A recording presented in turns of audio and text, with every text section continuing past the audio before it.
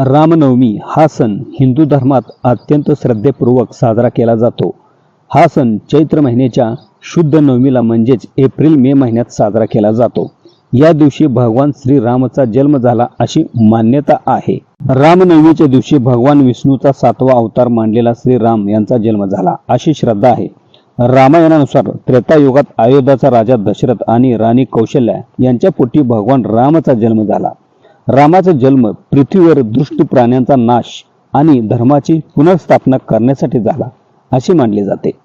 रामनवमीच्या दिवशी भक्तगण मंदिरात एकत्र येऊन विशेष पूजा, कीर्तन, भजन आणि रामायण वाचनाचे आयोजन करतात। अयोध्येतील राम मंदिरात या दिवशी सूर्यतिलक करण्याची विशेष परंपरा आहे। दुपारी 12 वाजता राम जन्म सोहळ्याचे आयोजन केले जाते, ज्यात श्रीरामच्या मूर्तीला पाळण्यात ठेवून पूजा केली जाते। रामनवमी हा सण भारताच्या विविध भागात विविध पद्धतीने साजरा केला जातो। तेलंगणातील भद्राचलम मंदिरात या दिवशी विशेष उत्सव आयोजित केले जातात। या दिवशी चैत्र नवरात्रोत्सवाचा समारोपही केला जातो, ज्यामुळे सणाचे महत्त्व आणखीनच वाढते। रामनवमीचा सण भक्तांच्या श्रद्धेचे प्रतीक आहे, जो एकतेचे, धार्मिकतेचे आणि सांस्कृतिक वारशाचे प्रतीक म्हणून साजरा केला जातो।